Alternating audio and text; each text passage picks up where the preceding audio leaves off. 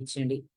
ఆత్మీయ ఆహారాన్ని మేము భుజించి బలపడి, నా ప్రభా, ఈ లోకంలో నా తండ్రి నీకు సాక్షులుగా అనేక మంది ఎదుట నిన్ను మహిమపరిచే వారిగా, నా తండ్రి ఈ లోకానికి దీవెనకరంగా మమ్మల్ని అందరినీ తయారు చేయమని యేసు నామమున అడిగి వేడుకుంటున్నాము తండ్రి.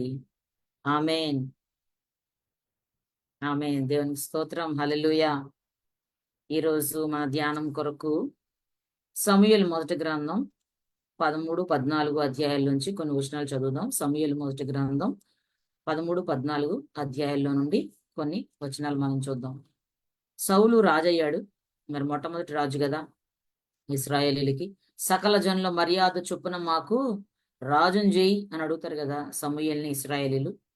మరి దేవుని దృష్టికి అది విరోధంగా ఉన్నప్పటికీ, ఈవెన్ సమూయేలు దృష్టికి కూడా అది విరోధమే. కానీ మరి వారు అడిగారు కాబట్టి దేవుడు వారికి సౌలుని రాజుగా పెట్టాడు. మరి 13వ అధ్యాయంలో అక్కడ యుద్ధం అక్కడ మరి జరుగుతూ ఉంటది ఇశ్రాయేలీలకి ఫిలిష్తీయులకి. 13వ అధ్యాయం 5వ వచనంలో మనం చూస్తే వారు చాలా బలంగా వచ్చేసారు వీరి మీదకి. సముద్రపు ధర నుండి ఇసుక రేణువులంత విస్తారమైన జనసమూహాన్ని సమకూర్చుకొని వాళ్ళు మరి గుర్రపు రౌతులు, రథాలు అన్ని పట్టుకుని వచ్చేసారట. వచ్చినప్పుడు వీళ్ళు భయపడిపోయారు. 6వ వచనంలో ఏముందంటే, ఇశ్రాయేలీయులు దిగులు పడుచు వచ్చి తాము ఇరుకులో ఉన్నట్టు తెలుసుకుని గుహల్లోను, పొదల్లోను, మెట్టల్లోను, ఉన్నత స్థలంలోను, కోపములలోను దాగిరి. అందరూ భయపడిపోయి దాక్కున్నారు.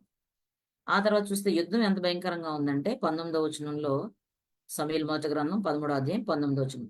హెబ్రీయులు కత్తులను ఈటలను చేయించుకుందురేమో అని ఫిలిష్తీయులు ఇశ్రాయేళ్ల దేశమందంతటా కమ్మరవాండ్రు లేకుండా చేసి ఉండేది. అంటే వీళ్ళకి యుద్ధాలకి ఆయుధం లేకుండా, ఆయుధాలు తయారు చేసే వాళ్ళని లేకుండా చేశారట. ఇశ్రాయేల్ దేశంలో లేరు. అంటే వీళ్ళు ఆయుధాల కోసం ఫిలిష్తీయుల దగ్గరికి వెళ్లాల్సి వచ్చింది. అది 20వ వచనంలో మనకు కనబడుతుంది. అంటే తమ ఆయుధాలని పదును చేయించుకోవడానికి. వీళ్ళ దగ్గర ఏమున్నాయంటే ఆకురాళ్లే ఉన్నాయంట పదునికి. మరి పదును చేయించుకోవడానికి ఫిలిష్తీయుల దగ్గరికి వెళ్ళాలి. ఈటలు కూడా లేవంట. అక్కడ మనకి 22వ అధ్యాయంలో 22వ వచనంలో కనపడుతుంది. ఇదే అధ్యాయంలో 22లో సౌలుకి యోనాతానికి ఈట ఉంది. మిగతా వాళ్ళకి ఈటలు కూడా లేవంట. ఈటలు లేవు, ఆయుధాలు లేవు. ఆయుధాలు తయారు చేయించుకోవడానికి ఆ తయారు చేసే కమ్మరవాండ్రని ఇశ్రాయేల్ దేశంలో లేకుండా ఫిలిష్తీయులు చేశారంట. ఎంత భయంకరమైన పరిస్థితి కదండి.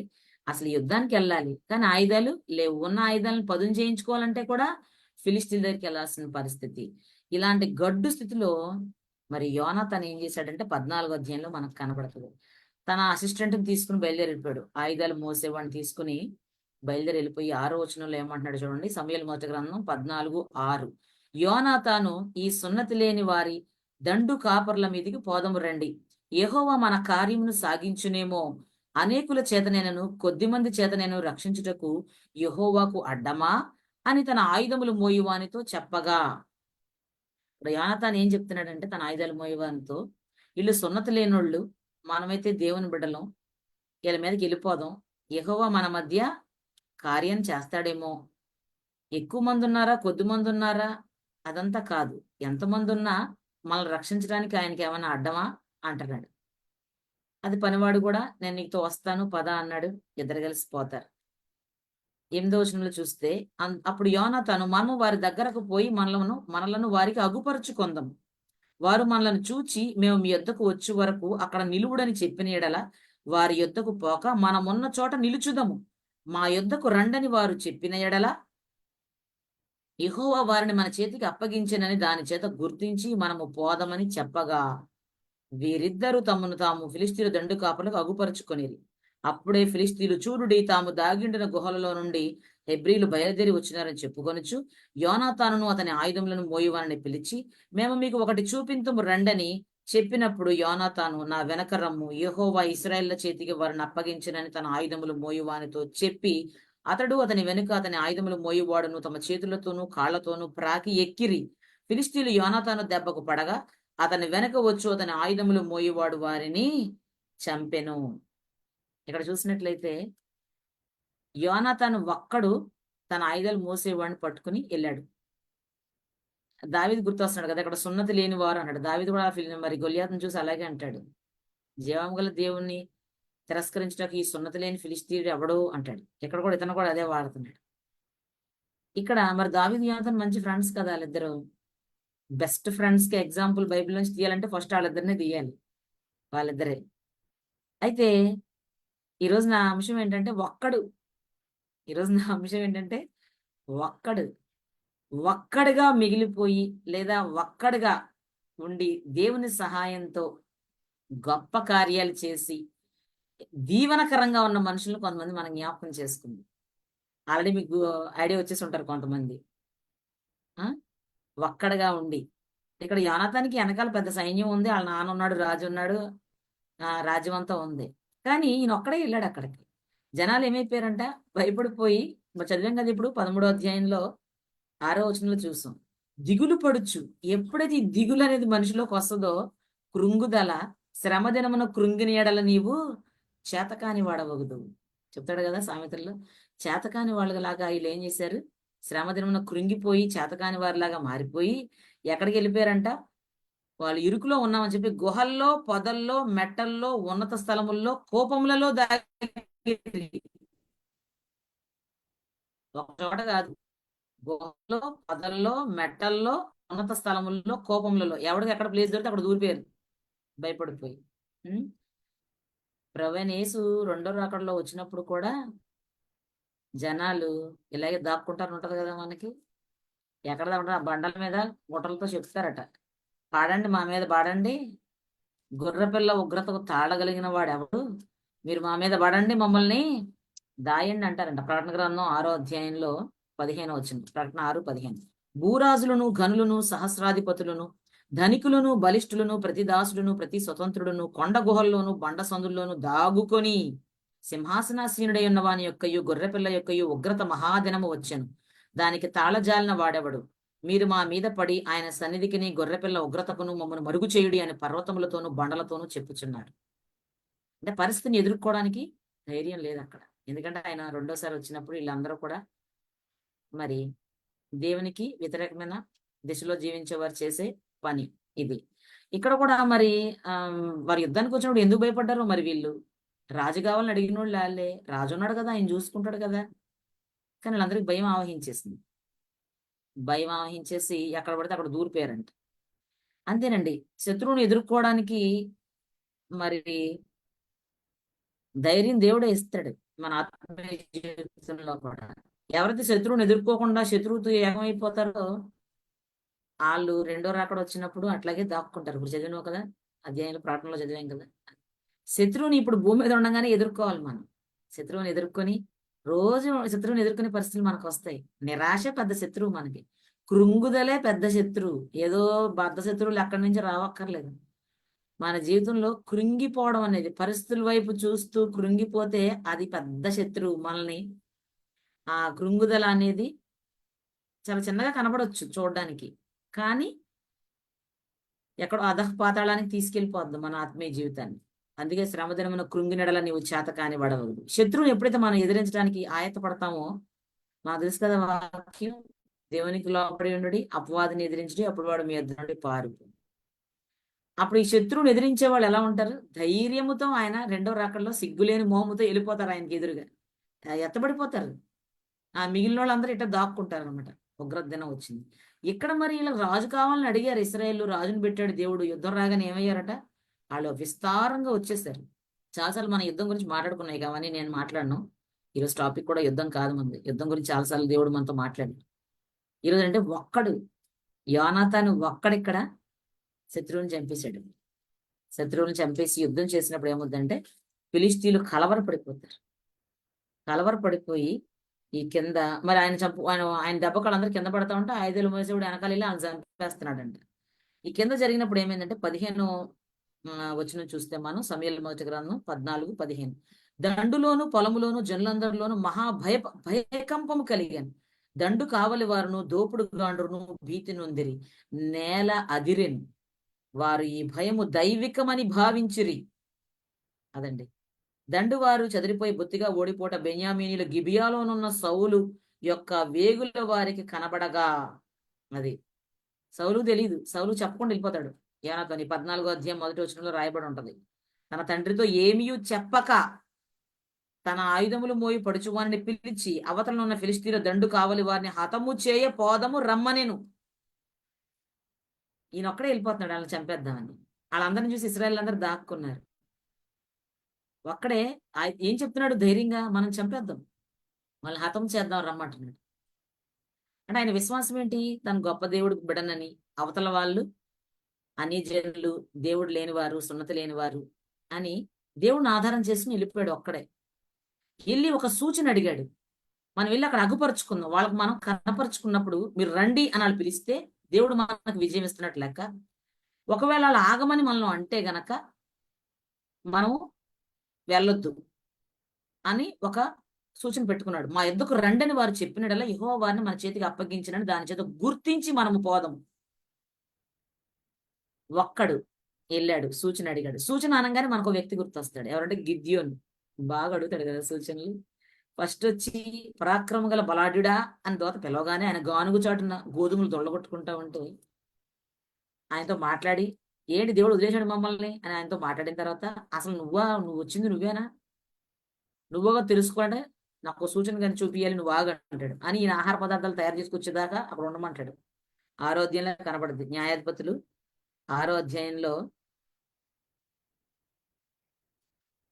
న్యాయాధిపతులు న్యాయాధిపతులు 6వ అధ్యాయం 17వ వచనం. మరి దోత చెప్తాడు కదా, నువ్వు మిద్యామీయుల్ని ఒకే మనుష్యుని హతము చేసినట్టు నువ్వు హతం చేస్తావు. ఎంత గొప్ప దేవుడండి. అక్కడ కూడా అంతే. వాళ్ళు ఎలా వస్తారు తెలుసా? మిడతల దండంతా విస్తారముగా వచ్చేస్తారు. 6వ అధ్యాయం 2వ వచనం. న్యాయాధిపతులు 6:2లో ఇప్పుడు మనం చదివిన సౌలు యోనాతాన్ అక్కడ కూడా అంతే. చాలా సముద్ర సకర్యాణులంతా విస్తారంగా జనసమూహాన్ని కూర్చుని వచ్చారని అక్కడ రాయబడింది. ఇక్కడ ఏమని రాయబడిందంటే మిడతల దండంతా విస్తారముగా వారి మీదకి వచ్చారంట. భూమి పంటను పాడు చేశారంట. ఇశ్రాయేళ్లకు మరి ఏ పశువులు లేకుండా, జీవన సాధనమైంది ఏది లేకుండా చేశారట. వారి ఒంటెలు లెక్క లేకుండా ఉన్నాయి. దేశాన్ని పాడు చేయటకు వచ్చి మరి వచ్చినప్పుడు ఇశ్రాయేలు చేరుకున్నారు.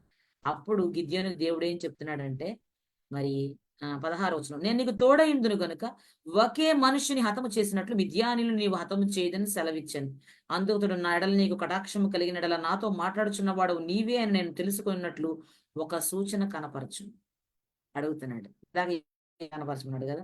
అదేంటంటే, నేను నీ యొద్దకు వచ్చిన అర్పణమును బయటకు తెచ్చి నీ సన్నిధి దాన్ని పెట్టు వరకు ఇక్కడ నుండి వెళ్ళకుమీ అని వేడుకున్నాడు. నేను అర్పణం తెస్తాను, అప్పుడు దాకా నువ్వు వెళ్ళకూడదు అన్నాడు. అలాగే ఈయన వెళ్ళి ఆ మేక పిల్లలంట పిండితో పొంగని భక్ష్యాలంటే ఇవన్నీ వండుకుని ఎంతసేపుడికి వచ్చాడు కదా. అంటే మరి దాన్ని మొత్తం డ్రెస్సింగ్ చేయాలేమో, ఎన్ని ఉంటాయి కదా. అంతా చేసుకుని వచ్చే వరకు దేవుని దూత అక్కడే ఉండి మరి అతను అడిగినట్టుగానే సూచన చూపించాడంట. ఆ తర్వాత చూసినట్లయితే మరలా సూచన అడుగుతాడండి. ఇంకో 2 సూచనలు అడుగుతాడు. మరి ఫిలిస్తీన్లు నా చేతికి అప్పగిస్తున్నట్టు నాకు ఎడ తెలుస్తుంది. అందుకే నువ్వేం చేయాలంటే 36వ వచనం, అప్పుడు గిద్యోను నీవు సెలవిచ్చినట్లు నా చేత ఇశ్రాయేలు రక్షింపను ఉద్దేశించిన ఎడల నేను కళ్ళమున గొర్రెబచ్చు ఉంచిన తర్వాత నేలంతా ఆరి ఉండగా ఆ గొర్రెబచ్చు మీద మాత్రమే మంచు పొడు నెడల నీవు సెలవిచ్చినట్లు ఇశ్రాయేలీలను నా మూలంగా రక్షించదవని నేను నిశ్చయించుకుంటాను. అంటే బొచ్చు మీద మంచు పడాలి, మిగతా అంతా పొడిగా ఉండాలి. అలాగే జరుగుతుంది. బొచ్చు పిండుతాడు, నీళ్లు కారతాయి, అక్కడ సరిపోదు. మళ్ళీ ఇంకొకసారి చోదిస్తాడు. ఏమంటాడంటే బొచ్చు పొడిగా ఉండాలి, గొర్రెబచ్చు, నేలంతా కూడా మంచు కురవాలంటాడు. అలాగే జరుగుతుంది. నేల మీద మంచు పడింది, బొచ్చు మాత్రం పడింది. అంటే ఈయన కన్ఫర్మేషన్, విశ్వాసం ఉన్నా గాని సూచనలు ఒకటి కాదు, ముందు అర్పణం, ఆ తర్వాత ఈ గొర్రె బొచ్చుతో 2 సార్లు కదా. నేటి దినాల్లో కూడా వచ్చేది దేవుని సేవకుల, సాతాను సేవకుల, ముసుగేసుకున్న సేవకుల, మరి గొర్రె బొచ్చు కప్పుకున్న తోడేళ్ల అని తెలుసుకోవాలంటే కొన్ని సూచనలు మనం కూడా అడగడం మంచిది. ఒకవేళ మనకు తెలియపోతే మనుషుల్ని నమ్మాలా వద్దా, వీళ్ళు ఎలాంటి వాళ్ళు. నాకు బాగా అలవాటు సూచనలు అడుగుతూ ఉంటా ప్రభుని కన్ఫర్మేషన్ కోసం. అంటే కొన్నిసార్లు తెలియదు మనకు కూడా. మనంతా ప్రార్థనలోనూ ఒక్కొక్కసారి బోల్తా పడిపోయే అవకాశాలు వస్తాయి. అందుకే సూచన అడిగి వాక్యం ద్వారా మాట్లాడతాడు ఆయన. సూచన అంటే ఎలాగైనా అడుగుతారు, ఒక్కొక్కలా ఆత్మీయ స్థితిని బట్టి ఒకటి ఉంటుంది.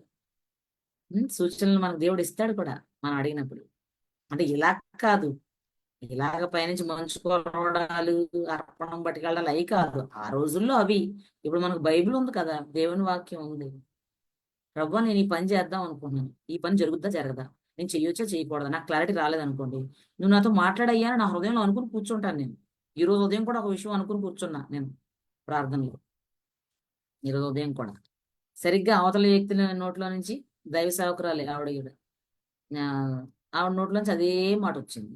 నేను మనసులో అనుకుని కూర్చుంటాను అంతే.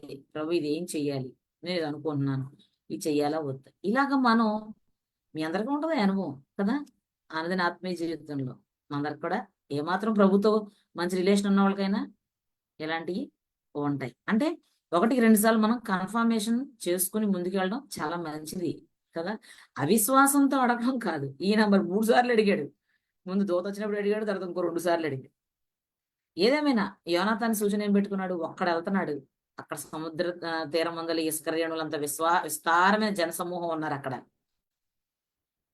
వాళ్ళ మీదకి వెళ్తూ ఏమనంటే, వాళ్ళు మీ దగ్గరికి రండి అని పిలిస్తే మనకు విజయం వచ్చేద్దని బయలుదేరాడు. అలాగే పిలిచారు వాళ్ళు. వాళ్ళు ఏమనుకున్నారు, గుహల్లో దాక్కున్న ఈ ఇశ్రాయేల్ బయటకు వస్తున్నారని వెటకారంగా పిలిచారు వాళ్ళు. ఈయన సూచన అడిగాడన్న సంగతి శత్రువులకి తెలీదు.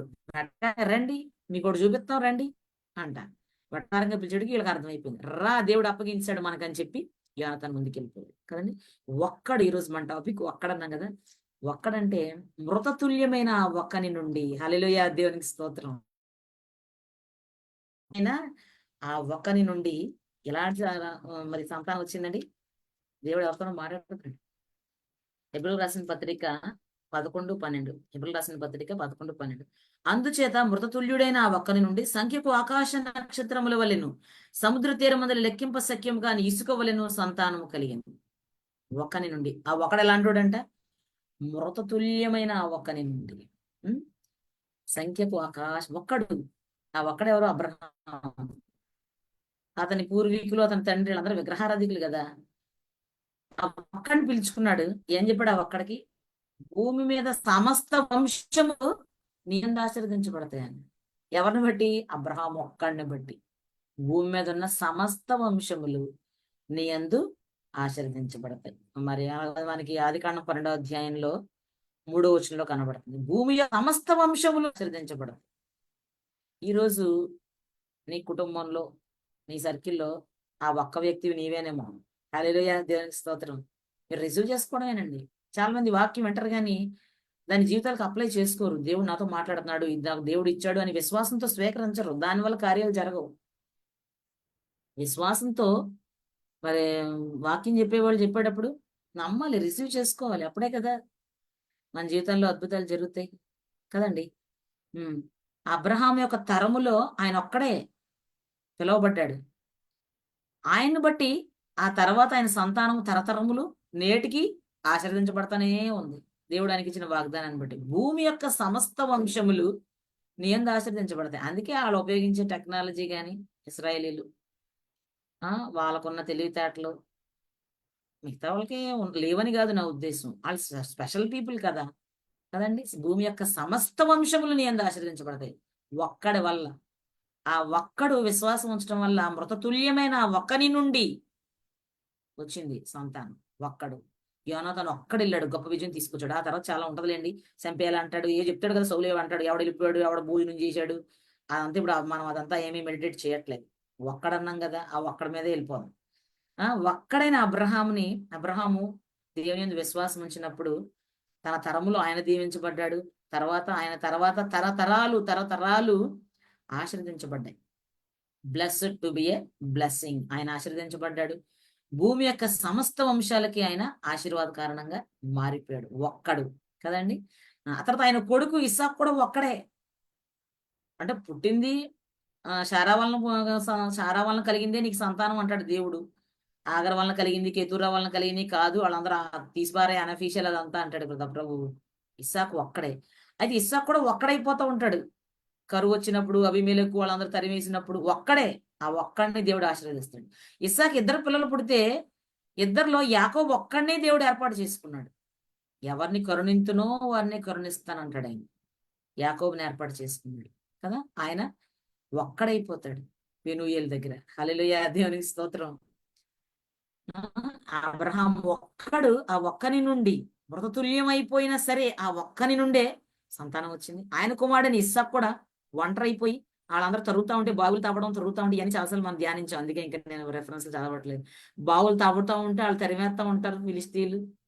అబీమెలెకు అతని అనుచరులు తరుముతా ఉంటారు, వెళ్ళిపోతా ఉంటాడు కదా. తర్వాత ఆయనకు పుట్టిన ఇద్దరు కొడుకుల్లో మళ్ళా యాకోబు ఒక్కడినే దేవుడు ఏర్పాటు చేసుకున్నాడు. యాకోబుని ఇశ్రాయేలుగా మార్చాడు. ఆయన సంతతినే ఇశ్రాయేలీలు అని అబ్రహాముకి ఇచ్చిన ఆ వాగ్దానం యాకోబు జీవితం నుంచి ఆయన మరి నెరవేర్చి ఇశ్రాయేలీలు అని ఇశ్రాయేల్ సంతానాన్ని అబ్రహాం సంతానంగా ఆయన అక్కడ చేసుకున్నాడు మనం చూస్తాం. అందుకే ఒక్కడైపోతాడు. అక్కడ పెనుయేలు దగ్గర ఆయన మళ్ళీ ఒక్కడైపోతాడు. దేవునితో ఎన్కౌంటర్ అవుతుంది ఆయనకి. అక్కడ వెళ్ళేటప్పుడు ఒక్కడే వెళ్ళాడు, వచ్చేటప్పుడు 3 గుంపులే వస్తాడు. 2 భార్యలు, 2 దాసీలు, మరి పిల్లలు. మరి అప్పటికి 11 మంది పిల్లలు. ఇంకా బెన్యామిన్ పుట్టలేదు. ఈ పిల్లలందరినీ పెట్టుకుని వస్తున్నాడు. ఆస్తి పెట్టుకుని, గొర్రెలు, మంద, పశు సంపదను పట్టుకుని వస్తున్నాడు. వచ్చినప్పుడు మరి వాళ్ళ అన్నయ్య ఎదురొస్తాడేమని భయపడతాడు కదా. ఆ రాత్రి ఏమవుతుందంటే యాకోబు ఒక్కడు మిగిలిపోతాడు. యాకోబు ఒక్కడు మిగిలిపోతాడు. అందరూ పిల్లలే కదా, పిల్లలు, భార్య, పనివారు, ఇంకా ఇల్లే కదా అతనికి ఉన్నది. అక్కడ ఉన్న పురుషుడు ఎవరంటే అతను ఒక్కడే. యాకోబు ఒక్కడు మిగిలిపోతాడు. ఆదికాండం 32:24లో యాకోబు ఒక్కడు మిగిలిపోయాను. ఒక నరుడు తెల్లవారు వరకు అతనితో పెనుగులాడాను. తాను అతని గెలవకున్నట్టు చూసి తొడగూటి మీద అతన్ని కొట్టాను. అప్పుడు అతడు ఆయనతో పెనుగులాట వల్ల యాకోబు తొడగూడు వసిలేను. నీ పేరేంటి అంటే యాకోబు అంటాడు. యాకోబు కాదు, నీ పేరు ఇక మీదట ఇశ్రాయేలే అని చెప్పి అక్కడ మరి యాకోబుని ఆశీర్వదిస్తాడు ఆయన. పెనూయేలు అని పేరు పెట్టాడు కదండి. ఇందాక చూసిన యుద్ధం వేరు. యోనాతాన్తో మనం చూసిన యుద్ధం ఏంటి? అది శత్రువులైన ఫిలిస్తీన్లతో యుద్ధం. ఇక్కడ ఈయన ఎవరితో పెనుగులాడుతున్నాడు? నీవు మరి దేవునితోనే పోరాడావు అంటాడు. నీవు దేవునితోనూ మనుషులతోనూ పోరాడి గెలిచితివి గనుక ఇక మీదట నీ పేరు ఇశ్రాయేలే గాని యాకోబు అనపడదు. ఇశ్రాయేల్ అంటే దేవునితో పోరాడువాడు. నన్ను ఆశీర్దిస్తేనే గాని నిన్ను పోనీనంటాడు. అలాంటి పెనుగులాట మనకు కావాలంటే ముందు మనం ఎలాంటి పెనుగులాటకుండా వెళ్ళాలి? యోనాతాను వెళ్ళినట్టు శత్రువైన అపవాదితో పెనుగులాడి గెలిస్తేనే కదా దేవునితో. నువ్వు అవన్నీ జయిస్తేనే దేవునితో ఎన్కౌంటర్ అనేది వస్తుంది. పాపం లోన్ పెట్టేసుకొని, హృదయంలో అంతా పెట్టేసుకొని, కక్షలు పెట్టేసుకుని మనం ఎంత ప్రార్థన చేసినా ఆ ప్రార్థన దేవుని సంధికి ఎల్లదు. దీవెనలు కూడా రావు. పరిస్థితుల్లో మార్పు కూడా కలగదు. ఎన్ని గంటలు ప్రార్థన చేయండి, గొంతు చించుకోండి, అరుసుకోండి, ఉపవాసాలు ఉండండి, శూన్యం, వ్యర్థం. కొన్నిటికి మనలో మిస్టేక్ లేకపోయినా దేవుడు జవాబు ఇవ్వడు. ఎందుకంటే మన మంచి కోసమే. దానికి జవాబు వస్తేనే మనకు నష్టం అనుకోండి. మనం అడిగిన దానికి ఇవ్వడాయింది. మనకు నష్టమైంది ఏది ఆయన ఇవ్వడు కదా. మనల్ని నష్టపరిచేది ఆయన ఇవ్వడు తన బిడ్డలుగా. ఒక్కోసారి మనం దీవెనలు పొందుకోకపోవడానికి కారణం ఏంటి? దేవుడు ఆ దీవెనలు మనకి ఇచ్చినా కూడా అంటే ఇదిగో మొదట ఈ శత్రువుని జయించే స్థితికి వెళ్ళాలి. పాపాన్ని జయించే స్థితికి వెళ్ళాలి. అక్కడ యోనాతాను యుద్ధంలో ఆయన సూచన అడిగి ముందుకెళ్ళిపోయి జయించేశాడు ఒక్కడు. ఇక్కడ యాకోబు ఒక్కడు దేవునితో పోరాడి ఆయనతో పెనుగులాడి గెలిచాడు. దేవునితో పోరాడువాడని పేరు కూడా పెట్టాడు దేవుడు. పేరు కూడా మారిపోయింది. చరిత్ర మారిపోయింది అంతే. అబ్రహాం సంతానాన్ని అబ్రహామీయులు అనేవి అంటారు కదా, ఇశ్రాయేలీలు అంటున్నారు కదండి. ఎక్కడి నుంచి వచ్చిందంటే యాకోబు ఒక్కడు దేవునితో పోరాడి గెలిచాడు. నువ్వు దేవునితోనూ మనుషులతోనూ పోరాడి గెలిచితివి గనుక ఇక మీదట నీ పేరు ఇశ్రాయేలే గాని యాకోబు అనబడదు అని చెప్పి అక్కడ పేరు అడిగితే ఆయన ఎందుకు అడిగావు నా పేరు అని చెప్పి ఆశీర్వదించాడంట.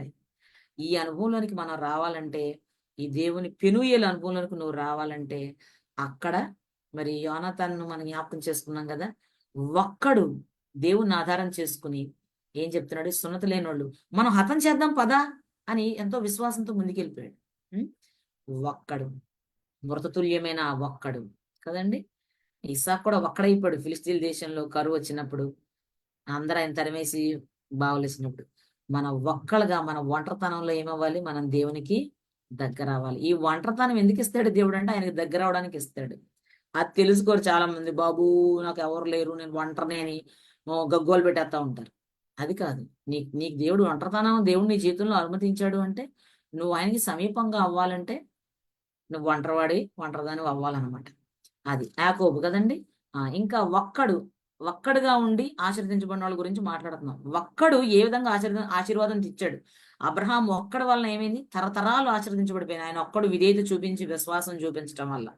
అట్లాగే మరి యాకోబు ఆయన మరి దేవునితో పోరాడే స్థితికి, ఆయనతో మరి ఆయన ముఖాముఖిగా చూచే అనుభవంలోనికి వచ్చానని మాట్లాడుతున్నాడు యాకోబు. ఒక్కడు మిగిలిపోయాడు. ఒక్కడి ద్వారా దేవుడు చేసిన కార్యాలు అన్నమాట. యోనాతాను ఒక్కడు వెళ్ళాడు. అట్లాగే దావీదు ఒక్కడే వెళ్తాడు గొల్యాతు గురించి. నేను ఆత్మాన్ దావీదు గురించి చెప్తా ఉంటాను. నాకు చాలా చాలా ఇష్టమైన క్యారెక్టర్ అనమాట పాత నిబంధనలో దావీదు. ఆ అయితే ఒక్కడే కదా వెళ్తాడు.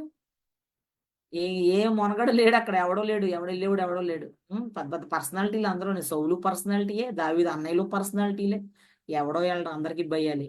అవతల ఉన్న పర్సనాలిటీ ఇంకా పెద్ద పర్సనాలిటీ గొల్యాతు కదా. అది అంటే దృష్టి ఎక్కడ ఉందంటే దేవుని మీద ఉంది వీళ్ళందరికీ. వాళ్ళకి కనబడుతున్న పర్సనాలిటీల మీద, ఆ సైన్యం మీద లేదు కదా. అబ్రహాంకి తన మృతతుల్యమైన శరీరం మీద దృష్టి లేదు, దేవుని వాగ్దానం మీద దృష్టి ఉంది. హల్లెలూయా కదండి.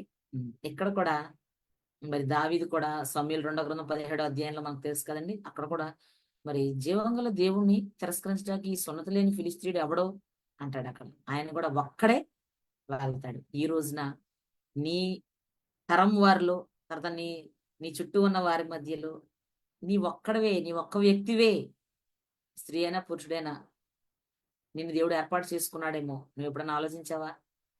నన్ను ఒక్కడిని దేవుడు ఏర్పాటు చేసుకుని తన రాజ్యం కట్టడానికి, లేదా తన నామ మహిమ కొరకు నన్ను నిలబెట్టుకున్నాడు అన్న ఆలోచన మీరు ఎప్పుడైనా కలిగి ఉన్నారా? ఆలోచన మీకు ఎప్పుడైనా వచ్చిందా? రావాలి. రాకపోతే వస్తే దేవునికి స్తోత్రం. ఆయన వాడుకుంటాడండి అందరినీ. ఈ రోజున మరి ఆ మాట నాకు ఎందుకు ఇచ్చాడు? నేను ధ్యానం చేస్తున్న దేవుడు నాకు అదే చెప్తున్నాడు. ఒక్కడు, ఆ మాట వినపడుతుంది నాకు. ఒక్కడిగా నీవు వెళ్ళవలసిన పరిస్థితి వస్తే నువ్వేం చేస్తావు? దేవుడు నేను పంపించినప్పుడు నన్ను ఆయన ఏర్పాటు చేసుకున్నాడు. యోనాతాన్ని పంపించాడు యుద్ధానికి, సూచన చూపించాడు. గిద్యోన్ని పిలుచుకున్నాడు, గానుగు చాటున ఉన్న గిద్యోన్ని సూచనల ద్వారా కన్ఫర్మేషన్ చేసుకున్నాడు. వెళ్ళిపోయాడు యుద్ధం. యెహోవా ఖడ్గము, గిద్యోను ఖడ్గము. బా ఎంత పవర్ఫుల్ అండి. ప్రార్థన చేసేటప్పుడు ఇలాంటి ఎత్తి ప్రార్థన చేయాలండి. నా కుమారుడు సిక్ అయినప్పుడు, గత 4 నెలలు మరి భయంకరమైన పరిస్థితులు గుండా నేను వెళ్ళినప్పుడు ఇదే మాట దేవుడు నాతో మాట్లాడాడు. యెహోవా ఖడ్గము, గిద్యోను ఖడ్గము, పరాక్రమం గల బలాఢ్యుడా అనే దూత గిద్యోను పిలిచినట్లు నా కుమారుని పిలువు ప్రభువా అని అడిగేదాన్ని. యెహోవా ఖడ్గము, గిద్యోను ఖడ్గం. అది అడగాలి మనం. వాక్యాన్ని ఎత్తిపట్టి అడగడమే. అడిగినప్పుడు ఏం చేస్తాడు? విశ్వాసంతో మనం అడిగినప్పుడు పరిస్థితులన్నిటినీ తన అండర్లో తీసేసుకుంటాడు ఆయన. మొత్తం పరిస్థితులన్నీ కనిపించేదంతా తారుమారు చేసేసి గొప్ప విజయాలు దేవుడు మనకు దయచేస్తాడు. హల్లెలూయా, దేవునికి స్తోత్రం. నెక్స్ట్ ఇంకో వ్యక్తిని జ్ఞాపకం చేసుకుంది. ఎవరంటే ఏలియాని జ్ఞాపకం చేసుకుంది. రాజులు 2 అధ్యాయంలో ఏమంటాడు ఆయన? అక్కడ కర్మేలు పర్వతం మీద అక్కడ ఒక కాంపిటీషన్ జరుగుద్ది కదా, ఎవరు నిజమైన దేవుడు అని కాంపిటీషన్ జరిగినప్పుడు ఏమంటాడు ఈయన? నేనొక్కడినే యెహోవాకు, రాజులు మొదటి గ్రంథం కదా, రెండో గ్రంథం కాదు, మొదటి గ్రంథం, రాజులు మొదటి గ్రంథం 18 అధ్యాయంలో ఏమంటాడంటే, బయలుకు 450 మంది ప్రవక్తలు ఉన్నారు. 18 అధ్యాయము రాజుల మొదటి గ్రంథం 22. అప్పుడు ఏలియా, యెహోవాకు ప్రవక్తలైన వారిలో నేను ఒక్కడనే శేషించి ఉన్నాను, అయితే బయలుకు ప్రవక్తలు 450 మంది ఉన్నారు. అంటే కొంతమంది రహస్యంగా ఉన్నారు. ఓబద్యా అనే అతను దాచి పెడుతున్నానని రాస్తాడు కదా, ఇక్కడ గుహల్లో దాచి పెడుతున్నాను, ఒక్కో గుహలో 50 మందిని పెట్టి 2 గుహల్లో మరి 100 మందిని దాచాను, వాళ్ళందరూ కూడా యెహోవా ప్రవక్తలని చెప్తాడు ఈ 18 అధ్యాయం స్టార్టింగ్ లో 3వ. అంటే బయటకు వచ్చి ధైర్యంగా దేవుని పక్షాన్ని నిలబడి, ఎన్నాళ్ల మట్టుకు మీరు 2 తలంపుల మధ్య ఉంటారు, బయలు దేవుడా యెహోవా దేవుడా, ఎవరి దేవుళ్ళో మనం తేల్చుకుందాం రండి అని ఛాలెంజ్ చేసిన వ్యక్తి ప్రస్తుతం ఆ టైంకి ఆయన ఒక్కడే. కొంతమంది రహస్యంగా దాచిపెట్టాడు ఆయన ఓబద్య. ఇంకా ఉన్నారని కూడా దేవుడు చెప్తాడు కదా. ఆయన బదరీ వృక్షం కిందకి వెళ్ళిపోయి చాలా మరి ఇదైపోతా ఉంటాడు. అయితే ఇక్కడ నేను ఒక్కడనే ఉన్నాను అంటున్నాడు ఆయన కదండి. నేను ఒక్కడనే ఉన్నాను, వాళ్ళు 450 మంది ఉన్నారండి. అవతల ఎంతమంది ఉంటే మనకెందుకు? మన పక్షాన ఉన్నవాడు ఎవడు? మన పక్షాన ఉన్నాడు. నేను ఒక్కడనే, ఒక్కడు అన్నాం కదా, ఈయన ఒక్కడే. వర్షం రాదని చెప్పింది ఈయనే, మళ్ళా వత్తదని దేవుని ఆజ్ఞ ప్రకారం అహాబ్ దగ్గరికి వెళ్ళి చెప్పింది ఈయనే కదండి. గొప్ప గొప్ప కార్యాలు చేశాడు. గొప్ప ఉజ్జీవం కొరకు మనం ఎదురు చూడాలి. అది ఎవరైతే ఎదురు చూస్తారో ఇక తిరిగి ఉండదు. గొప్ప ఉద్యమం నాకు కావాలి, నా వ్యక్తిగత జీవితంలో కావాలి, నా కుటుంబంలో కావాలి, నా సంఘంలో కావాలి, నా చుట్టూ ఉన్న నా సర్కిల్లో గొప్ప ఉజ్జీవం రావాలి, ఆత్మలు సంపాదించబడాలి, విశ్వాసులు బలపరచబడాలి, కృంగిపోయిన స్థితిలో ఉన్నవాళ్ళు లేపబడాలి అని ఇటు రీతిగా ఎవరైతే ఆలోచన కలిగి ఉంటారో వాళ్ళని దేవుడు ఏం చేస్తాడండి? ఒక్కడుగా ఉంచి కూడా ఆయన వాడుకోగలడు. నేను ఒక్కడినే అని ఎవరు అనుకోక్కర్లేదు. ఇప్పుడు ఒక్కడిగా ఎవరైతే ముందుకెళ్ళి విజయాలు సాధించారో కొంతమందిని చూస్తున్నాం మనం. బైబిల్‌లో అందరిని చూడడం కాదు కానీ కొంతమందిని జ్ఞాపకం చేసుకున్నాం. హ్మ్. నేను ఒక్కడినే ఉన్నాను దేవుని పక్షాన. 450 మంది బయలు ప్రవక్తలు ఉన్నారు. రండి తేల్చుకుందాం అంటున్నాడు అంతే. మనం ఎక్కడికెళ్ళినా ఒక్కళ్ళే ఉన్నాం అనుకోండి, బాబోయ్! వీళ్ళకి ఇండివిడ్యువాలిటీ ఎక్కువండి. ఎవరితోనూ కలవరు అంటారు. దేవుడు కలవమంటేనే కలవాలి ఎవరితోనైనా. లోకంతో అంతే కదా! మనల్ని లోకం ఈ లోకం ఇంపాక్ట్ మన మీద ఉండకూడదు. లోకం యొక్క ఇన్‌ఫ్లూయెన్స్ మన మీద ఉండకూడదు కదా! మనమే లోకాన్ని ఇన్‌ఫ్లూయెన్స్ చేసే స్థితికెళ్ళిపోవాలి. హల్లెలూయా! దేవునికి స్తోత్రం. మన ప్రవర్తన, మన మాటలను బట్టి ఎదుటి వాళ్ళు ఇన్‌ఫ్లూయెన్స్ అయ్యి దేవుని దగ్గరికి రావాలి గానీ, మనం లోకంలో కలిసిపోకూడదు గదా! అందుకే కొన్ని కొన్ని సార్లు మనం ఒంటరితనాన్ని అనుభవించాల్సి ఉంటది. నేనొక్కడినే ఉన్నాను అంటున్నాడు ఏలీయా. 450 మంది ప్రవక్తలు ఎదురుగా నేనొక్కడినే నిలబడి ఛాలెంజ్ చేస్తున్నానిక్కడ అంటున్నాడు. హ్మ్. ఆ! ఇంకా మనం జ్ఞాపకం చేసుకుంటే, ఒక నెగెటివ్ క్యారెక్టర్‌ని కూడా జ్ఞాపకం చేయాలని నేను ఆశపడుతున్నాను. నెగెటివ్ క్యారెక్టర్ ఒక్కడుగా ఉండి పెద్ద నష్టాన్ని తెచ్చిపెట్టినవాడు. అంటే ఒక్కడి వల్ల ఆశీర్వదించబడ్డారు ఈళ్ళందరూ కూడా. ఈ ఒక్కడి వల్ల చాలా ఆశీర్వాదాలు జరిగాయి. ఏలీయా ఒక్కడి వల్ల దేవుని నామం మహిమపరచబడిందక్కడ. దేవుడే యెహోవా దేవుడే గొప్ప దేవుడని రుజువు చేయబడింది. అలాగే యాకోబు ఒక్కడు మిగిలిపోయి ఆయనతో పెనుగులాడి, ఆయన పేరు మార్చేసుకొని, ఆయన మారిపోయింది. ఆశీర్వదించబడి, ఆయన సంతతి ఇశ్రాయేలీయుల్ని మరి అబ్రాహాంకిచ్చిన వాగ్దానానికి వారసులుగా ఇశ్రాయేలీయుల్ని దేవుడు చేశాడు. ఏశావు కూడా అబ్రాహాముకు మనవడే. కానీ అబ్రహాం సంతతి అంటే ఏశావు సంతతిని అది కన్సిడర్ చేయరు కదా! ఇశ్రాయేలీయులు ఒక్కళ్ళే. ఆయనకి లోబడింది ఎవరంటే ఈయనే గదా! ఏశావు ముగింపు చాలా భయంకరంగా ముగిసిపోయింది. అలాగే మరి దావీదుని కూడా జ్ఞాపకం చేసుకున్నాం. ఒక్కడెళ్ళాడు దేవుని నామం పేరట. యోనాతాను మన మూలవాక్యం. ఒక్కడెళ్ళాడు. అందుకే ఏమంటాడు యెహోషువలో 23:10లో ఏమంటాడు? ఈ వాక్యం చాలా సార్లు మనకు కనపడద్ది. యెహోషువలోది మనం చూద్దాం. యెహోషువ 23:10 మీ దేవుడైన యెహోవా మీకిచ్చిన మాట చొప్పున తానే మీ కొరకు యుద్ధము చేయువాడు గనుక మీలో ఒకడు 1000 మందిని తరుమును. కాబట్టి మీరు బహు జాగ్రత్త పడి మీ దేవుడైన యెహోవాను ప్రేమింపవలెను. మీలో ఒకడు ఎంతమందిని తరుముతాడు? 1000 మందిని తరుముతాడు. అలాగే జరిగింది కదా ఇప్పుడు యోనాతాను విషయంలో. హ్మ్. మరి ఎన్ని వేల మందికి సాదృశ్యం సరిపోయినవాడు ఆ యొక్క గొల్యాతు. నేనొక్కడిని చాలురా రండిరా నన్ను పట్టుకుందురి. నా మీద యుద్ధం చేయండి. నేనొక్కడిని చాలు మేమందరం వచ్చి యుద్ధం చేయాల్సిన అవసరమే లేదంటాడు. కదా! ఒక్కడు 1000 మందిని తరిమాడు కదండీ! ఆ! ఒక్కడి వల్ల శాపమొచ్చేసింది జనాంగం మొత్తం మీదకి.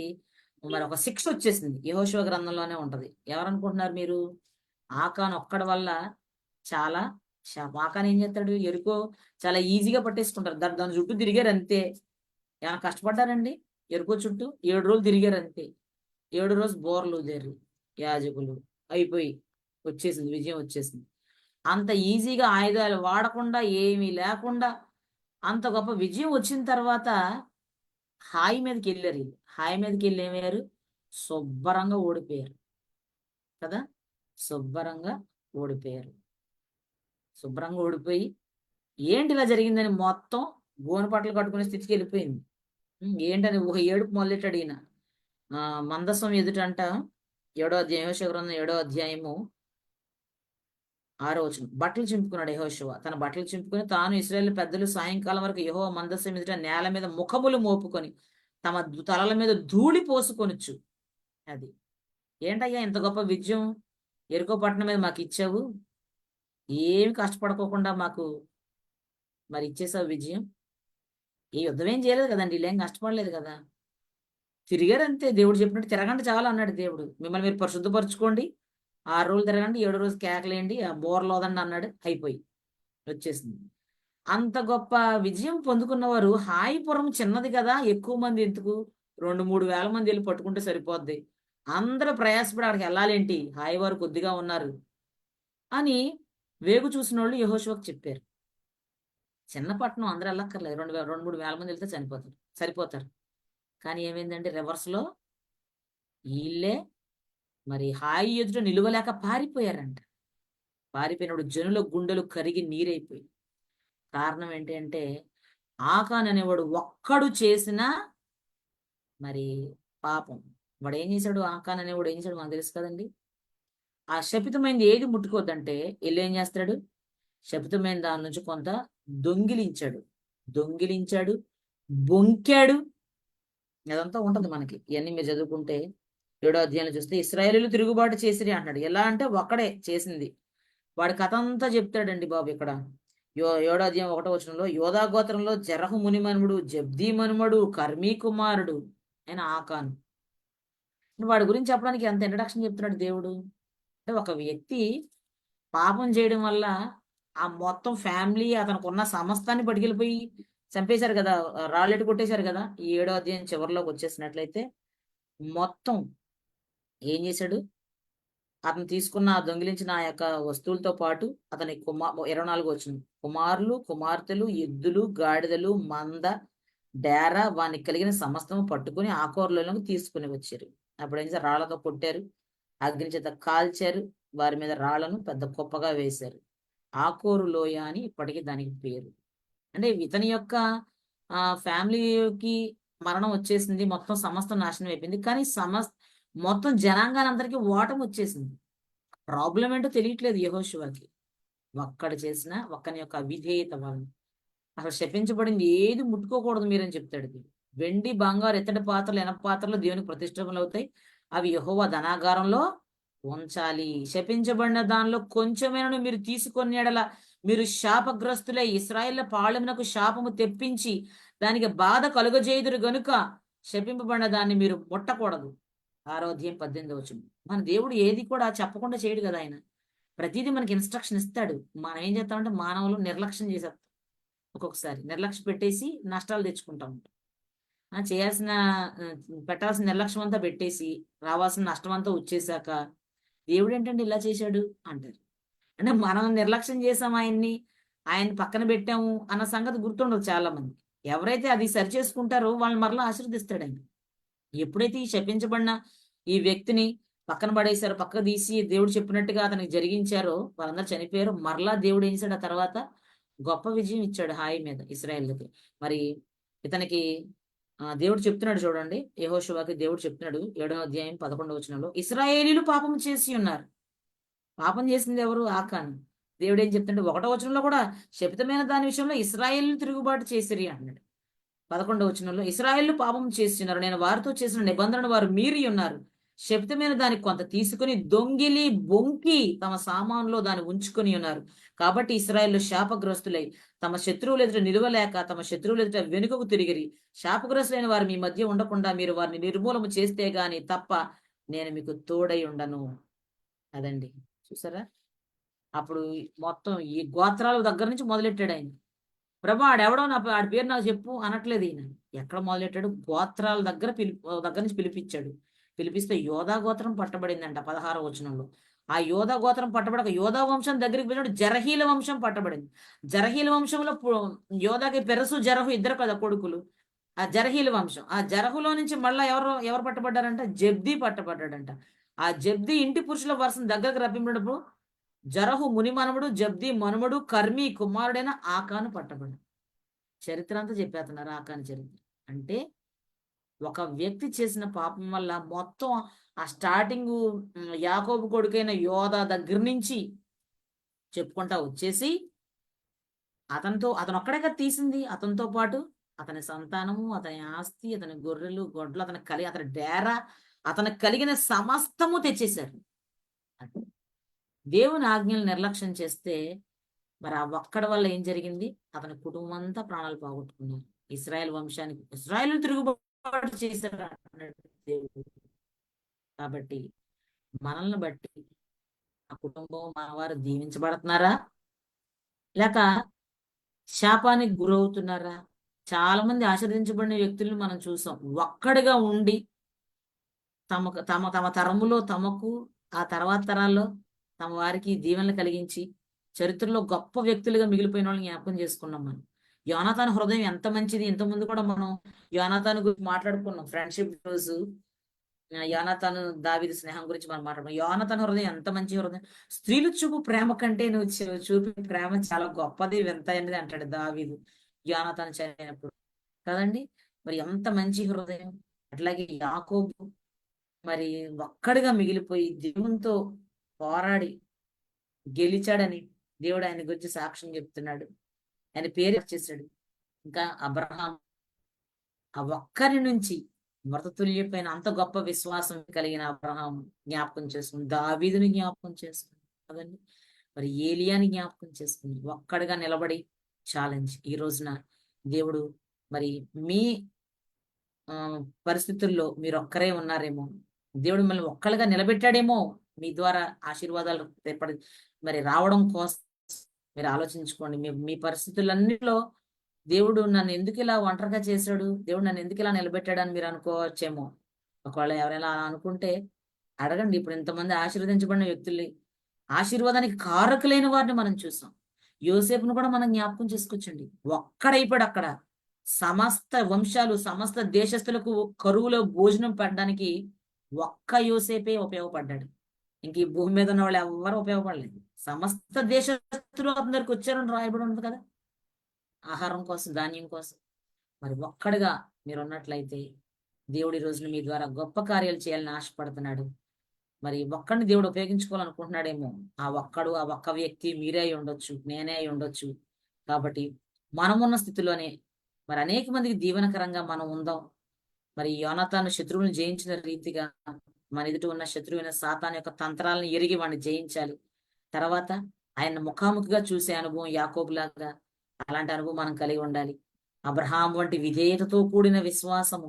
ఇంకెప్పుడు ఎత్తావయ్యా బాబు, తెగ చెప్పావు నువ్వు అన్నట్టు మాట్లాడా ఎక్కడన్నా అబ్రహాం? విధేయతతో కూడిన విశ్వాసము అబ్రహాం కలిగి ఉన్నాడు. ఇవన్నీ ఒక్కలుగా ఛాలెంజ్. ఏలియా అయితే ఛాలెంజ్ చేశాడు. దావీదు కూడా ఛాలెంజే. ఏం ఆయుధాలు పట్టుకోకుండా వెళ్ళిపోయాడు దావీదు అయితే కదండి. ఏం అక్కర్లేదు, కత్తి కూడా ఆడే ప్రొవైడ్ చేశాడు. గొల్లియాతే ప్రొవైడ్ చేశాడు దావీదుకి కత్తి కూడా. ఏం పట్టుకెళ్ళా, సింపుల్ గా ఉడిసెల రాయటం వెళ్ళిపోయాడు. దేవుని నామాన్ని ఉచ్చరించినప్పుడు ఏమవుద్దంటే శత్రువు మీద గొప్ప విజయాలు మనం పొందుకోగలుగుతాం. విశ్వాసంతో పరిశుద్ధంగా ఆయన వెంబడించినప్పుడు ఇలాగ మరి సింగిల్ గా వెళ్ళి గొప్ప కార్యాలు చేశారు వీళ్ళందరూ. దేవుడు వీళ్ళందరినీ కూడా గొప్పగా వాడుకున్నాడు. మరి ఒక్కడు చేసిన పాపానికి కుటుంబం అంతా నాశనం అయిపోయింది ఆకాని విషయంలో. మనల్ని బట్టి అక్కడ కూడా మరి నష్టము, శాపం అనేది మన కుటుంబాల్లోనికి మన మీదకి రాకూడదు. కానీ అటువంటిది ఏమైనా ఉన్నట్లయితే దేవునికి అవిధేయత మనలో ఉంటే దాన్ని సరి చేసుకుందాం. పరిశుద్ధాత్మ దేవుని సహాయం అడుగుదాం. మనలోని తప్పులు మనకు ఎలా తెలుస్తాయండి? నాలో తప్పు ఉంది, నాకు ఎలా తెలుస్తుంది? నాలోని పరిశుద్ధాత్మ దేవుడు నాకు చెప్తాడు. అలాగే మీలో ఉన్న దేవుని ఆత్మ మీకు బయలుపరుస్తాడు. వాక్యం బోధించే సేవకుల ద్వారా బయలుపరుస్తాడు. అప్పుడు సరి చేసుకోవడమే. అవిధేయత తొలగించుకోవాలి. తొలగించుకోకపోతే ఏమవుతుంది? ఇప్పుడు జ్ఞాపకం చేసుకున్నాం కదా, మనల్ని బట్టి మరి శాపము లేదా పాపం అనేది విస్తరించకూడదు. కానీ మనల్ని బట్టి ఆశీర్వదించబడాలి అనేక మందికి దీవెనకరంగా మనం ఉండాలి. మన జీవితంలో కష్టాలు ఉండొచ్చేమో, కానీ మన కష్టాలు ఎదురోళ్ళకి ఆశీర్వాదంగా మారుస్తాడు ఆయన. మనకు కూడా ఆశీర్వాదంగా మారుస్తాడు. మనల్ని బట్టి అందరినీ ఆశీర్వదిస్తాడు. మనల్ని అందుకే పిలుచుకున్నాడు ఆయన. కాబట్టి ఈ రోజు అడుగుదాం, ప్రభా నేను ఒంటరిగా ఒక్కడనే ఉన్నాను అని మీరు అనుకున్నట్లయితే అందరూ ఒకసారి కళ్ళు మూసుకోండి. ప్రభుని అడగండి, ప్రభా నేను ఒక్కడనే ఉన్నాను, ఒక్క వ్యక్తినే నేను ఉన్నాను, ఒక్కదానిగా ఉన్నాను, ఒక్కడిగా నేను ఉన్నాను. కానీ నా పరిస్థితులన్నింటిలో నువ్వు నన్ను వాడుకోబోతున్నావు, నీకు వందనాలని చెప్పండి. నా పరిస్థితులన్నింటినీ కూడా మరి విజయ సంకేతాలుగా నువ్వు మార్చుకోబోతున్నావు తండ్రి, నీకు వందనాలని చెప్పండి. మీద ప్రార్థన చేసుకుంది. పరిశుద్ధుడా నీకు వందనాలు నాయన. బైబిల్ గ్రంథంలో నుండి నాయన కొంతమంది వ్యక్తులను మేము చూసి ఉన్నాం. వారు ఒక్కరిగా ముందుకెళ్ళి నా ప్రభు నీ నామం పేరిట గొప్ప కార్యాలు చేశారు, నీ నామాన్ని మేంపరిచారు. నా తండ్రి మరి సమస్త వంశములు, భూలోకంలో ఉన్న సమస్త వంశములు అబ్రహాం ద్వారా ఆశీర్వదించబడ్డాయి. నా ప్రభ యోసేపు ద్వారా సమస్త వంశములు, సమస్త దేశస్తులు ఆహారం కలిగి ఉన్నారు ప్రభా. నా తండ్రి మరి యాకోబు ఒక్కడు మిగిలిపోయినప్పుడు, నీతో ఆయనకి ఎన్కౌంటర్ జరిగినప్పుడు నిన్ను ముఖాముఖిగా చూచాడు. నా ప్రభా ఆయన పేరు మార్చేసావు, ఆయన సంతానాన్ని నువ్వు ఆశీర్వదించావు తండ్రి. అటు రీతిగా మా పరిస్థితులన్నింటిలో మేము ఒంటరిగా ముందుకు వెళుచున్నప్పుడు ప్రభా నువ్వు మాతో ఉన్నావు, మేము ఒంటరిగా లేము నాయన. మాతో నీ ఉండి పరిశుద్ధాత్ముడా మమ్మల్ని ముందుకు నడిపిస్తూ మా పరిస్థితులన్నిటి మీద మాకు జయాన్ని ఇచ్చే దేవుడవు నాయన. నీకు స్తోత్రాలు. ప్రతి పరిస్థితులను మాకు చాలిన దేవుడవు ప్రభా. నీ ఆత్మ నడిపింపు మాకు అందరికి దయచేయండి. చేరువచ్చిన బిడ్డలందరినీ బట్టి నీకు స్తోత్రాలు. ఆకాను వంటి అవిధేయత ఎవరిలో ఉన్నట్లయితే ప్రభా వారితో మీరు మాట్లాడండి. వారి జీవితాలు సరిచేసుకోవడానికి నీ కృప దయచేయండి. వారున్న స్థితిగతులన్నిటిలో కూడా నా ప్రభా, ప్రత్యేకమైన రీతిలో ప్రతి బిడ్డను ప్రభా మీరు వాడుకోండి, నిలబెట్టుకోండి నీ సాక్షులుగా. నా తండ్రి అనేక మందికి దీవెనకరంగా మార్చండి. మేమున్న చోట ప్రభా నేను నిన్ను మహింపరిచే వారిగా, అనేక మందికి ఆశీర్వాద కారణంగా మేము ఉండడానికి నీ కృపలో మమ్మల్ని అందరినీ భద్రం చేయండి. శర్మ సిస్టర్ గారి పరిచయం మీరు ఆశీర్వదించండి. సోదరి పరిచయం నిమిత్తమే వెళ్ళి ఉంటుండగా ప్రభా సిస్టర్ గారి ప్రయాణాలన్నింటిలో మీరు తోడండి. బలంగా సహోదరిని మీరు వాడుకోమని, మహిమ ఘనత ప్రభావం పొందుకోమని యేసు పరిశుద్ధ నామమున అడిగి వేడుకుంటున్నాము తండ్రి.